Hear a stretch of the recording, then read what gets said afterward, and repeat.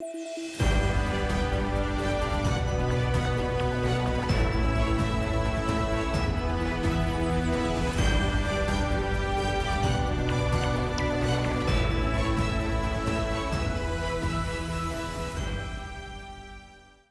everyone, and welcome to this week's episode of the Munce Report as we head to Eagle Farm for week 5 of the Winter Racing Carnival on Saturday. Joining us is trainer Chris Munce, hot off the heels of a huge weekend, headlined by the stakes win of Rhapsody Rose and quite possibly one of the most entertaining post-race interviews of all time. Welcome, mate. You've already copped the Phil Gutsky bear hug and now you've copped the mic drop from the Honourable Peter McGorran. Yeah, well, Pete was there, obviously, to cheer his filly on, Rhapsody Rose, and he's waiting in the wings when after she won, so it was good to be able to get him up and share a bit of a win with him. So, yeah, he enjoyed the day. Yeah, certainly did. And for those that didn't see the post-race interview, we might play it for you now so you can have a look. Oh, she's so tough, Bernie. Just, you can tell Justin had to do so much work on her to overcome an awkward gate, and then he got her back under him really nice, and just she's so tough. And I've got no doubt, like in time in racing, she's going to run a mile or more. And and I tell you what, I'm so pleased for Justin too. He's only got a couple of wins left, and he's got no allowance, and he's riding with the big boys now. I think he's probably the only apprentice here on the day, so it was good for him to win a stakes race. Yeah, he's streets ahead in the premiership as well, isn't he? Yeah, he is. But this filly will back up next Saturday. I'll run her in the sires, and she'll go from there on to the JJ. I'm dying to see when you get the opportunity to actually put her in behind a couple. Yeah, my word. I mean, we haven't seen the best of her yet. I think she's still working, and it's Pete. Peter McGorran. Here's Peter. Here's former Minister Peter McGorran.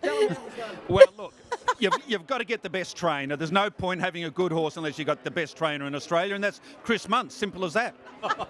We love your work, Peter. Well done. Go and enjoy the win, Chris. Yeah, well, it certainly was entertaining, and congratulations to Peter and his fellow connections on a great win. Chris, just tell us a little bit about the Rhapsody Rose backstory and I guess how you came to purchase her at the Magic Million Star with Peter. Well, he just basically approached me. He'd been over in America for Australia, representing Australia in the consulate over there in Houston, Texas, and he was just about ready to come back to Australia, and he said he wanted to race horse over here. So Arthur Hoyer and myself, we set about trying to find a filly, and Arthur actually found this girl with Beamer and Jonathan Munz's lot, and it was lucky enough after he purchased her that Jonathan was happy to stay in and race her with Peter as well, being a first foal. So it's been a great trip for both of them. Yeah, obviously, and Peter's obviously had an interesting life working in politics and the administration side of racing, so we'll have to get him on at some point. But obviously, from your own point of view, mate, you could tell obviously you were very proud of Rhapsody's efforts to really fight it out there in the finish, and also proud for Justin as well. Yeah, look, it was a great effort. I mean, both horse and rider did a Herculean job from a tricky gate. She was bustled to go forward, but she showed great heart and great tenacity to hold all the big Sydney siders off and win the race. So it makes her a very valuable filly now. She'll, even if she doesn't ever win another race, she's a very valuable prospect going forward. Yeah, it sure is. And it's a fantastic result. So congratulations to everyone involved. And you also made it a weekend double with Valley of Dreams winning for the Hancock's Bloodstock team on Sunday. Well, this filly's been flying all prep, and how she hasn't won a race before this had me really stumped. And after she got beaten at Ipswich to start before, I got quite cranky with her and just really got stuck into her, and she copped it, which was very good. She copped the race, she copped the work, and she actually improved again. So I thought she was going to be awfully hard to beat at Caloundra last Sunday, given what I'd put her through between runs. So I've got no doubt she's going to improve even more off what she did there on Sunday. Yeah, it was a well-deserved win. Obviously, she'd been knocking on the door, hadn't she? So well done to everyone involved there. But I guess, unfortunately, the highs and lows of the racing game for the Hancock's Bloodstock team and connections during the week, and also Justin following his big stakes win. Cythero unfortunately had a fall at Doomben on Wednesday and had to be euthanised while Justin was lucky to walk away relatively unscathed.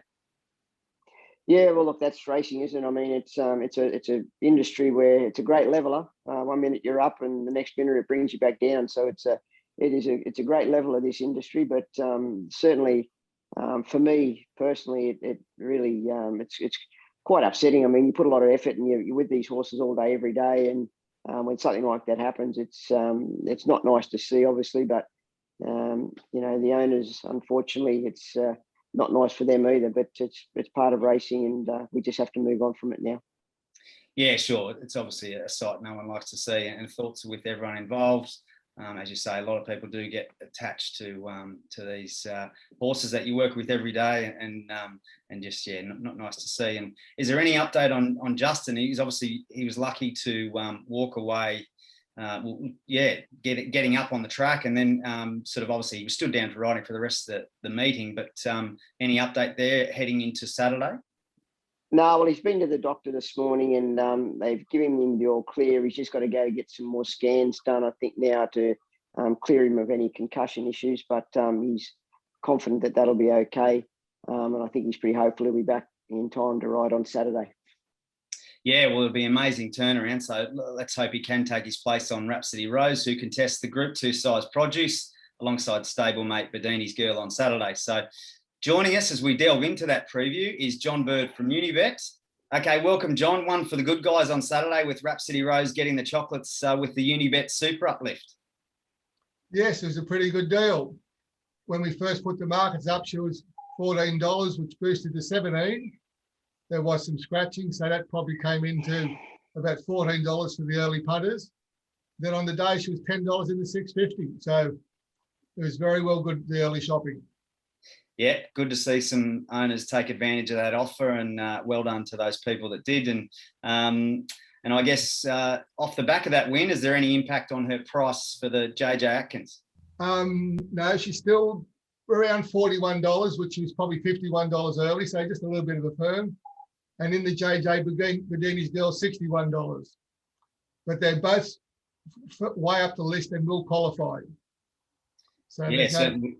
That's a good thing there. If they want to go, they're definitely in the field. Okay, very good. And obviously more to come on Saturday. So speaking of, let's get into the preview for Saturday. Race 6, the Group 2 $1 million size produce. A real feather in the cap for the team to have two runners lining up here. Rhapsody Rose, barrier 8 for Justin Huxtable, obviously just needing that clearance. Chris, how's she recovered from her win in the Bill Carter heading into the size? Yeah, really good, Adam. She's a tough filly, I'll give her that. She's got a great power of recovery, and she went and done a bit of pace work this morning, just nice and comfortably on the track, and by gee, she was full of herself. So all's looking very good going to the races on Saturday.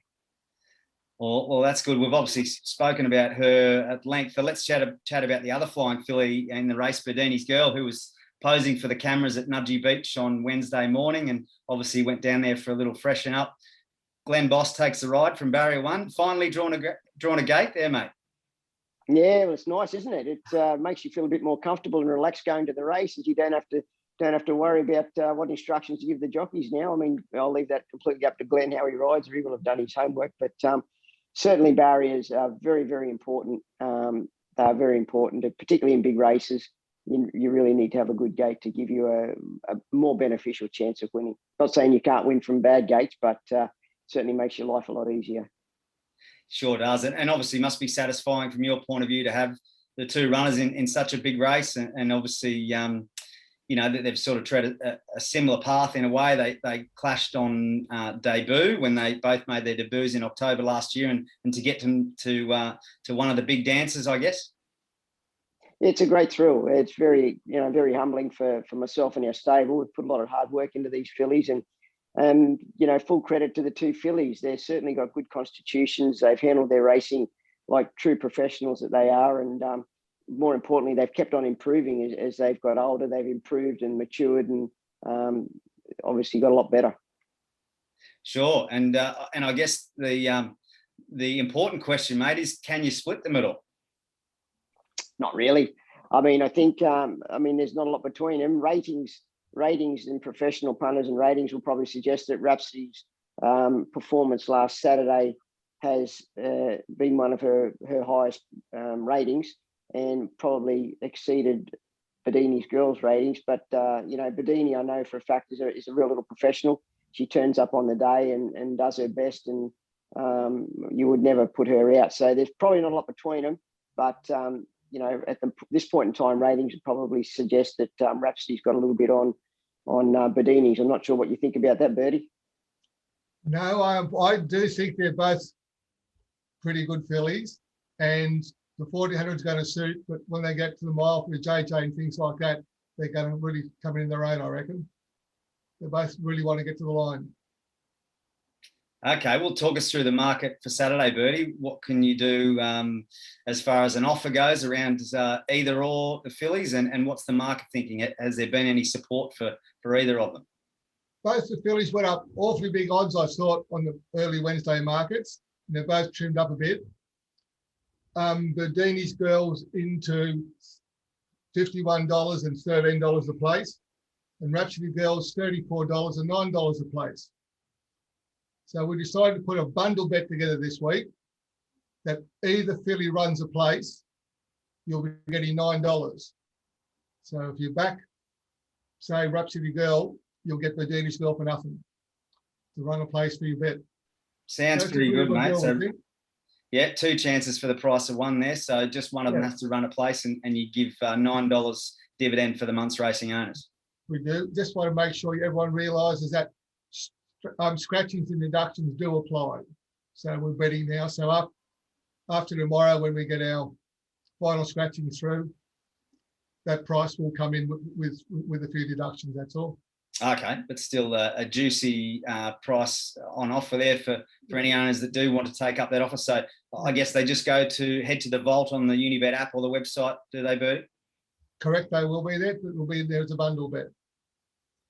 Very good. And obviously both will also have sort of the usual uplift supplied also for those that want to take either of them for the win. Correct. They'll have, yes, the normal uplifts, the win in place, whichever one you want to pick on your wager. Very good. Well, exciting times for the stable, exciting times for Connections to have both runners in the field there. So thanks for that, John, and we'll catch you next week. Okay, thanks, boys. Well done. And Chris, good luck. Thanks, Bertie. Okay. Okay, Chris, well, it's also a big weekend for someone else in the Munce Racing stable who joins us, and that's your new apprentice in Zach Spree. He's in the hot seat. Welcome, Zach. You've been with the Munce Racing team for the past 3 weeks, I believe, and you're set to have your first ever rides at Gundawindi on Saturday. Yeah, that's correct. I've been with the team for about 3 weeks now. It's been good, and I look forward to this weekend to have my first race ride. Must be an exciting time. Obviously, I guess it's the culmination of a lot of hard work, and just talk us through a bit of your backstory and where your racing journey started. Yeah. So I'm originally from Victoria. I sort of found the desire to be a jockey about 3 years ago, and at that point I hadn't rode or been around horses. So it has been a bit of a tough journey to get where I am today, but I'm finally in a good camp where I can see myself going somewhere, and now to have my first ride after a couple of years in the game is very exciting. Yeah, very good. And just talk us through the connection with the Munce Racing stable. What led you to joining the team here? Yeah, so started off in Victoria with Greg Urell, and then it led me up to Queensland, and for the past year I've just been riding track work on the Gold Coast, and an amazing opportunity come up to join the Munce Racing camp, and I took it with both hands, and I'm not looking back. It's been good, and I look forward to what's to come. Very good, and I guess you've got the man on the line with you. So here's your chance to earn a few brownie points. How's it been learning from Chris? It has been good. Heard only good stuff, so I come in with a good mindset and trying to impress, and hopefully I've done so far. Chris, has he impressed? I guess this is the honesty test. He hasn't been here long enough, so I can't comment on that. Ask me that question in 12 or 18 months' time. He's pretty firm on me.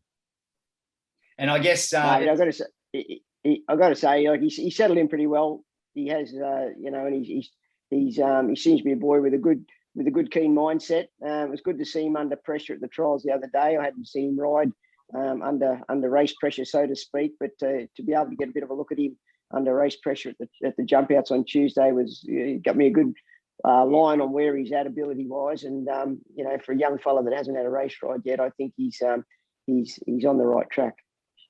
Very good. And it seems like it's good timing for everyone. Obviously, good timing for Zach, but also the stable with obviously Justin's coming towards the end of his time also. So has that worked out really well to have another, I guess a Justin, 2.0 coming into the stable?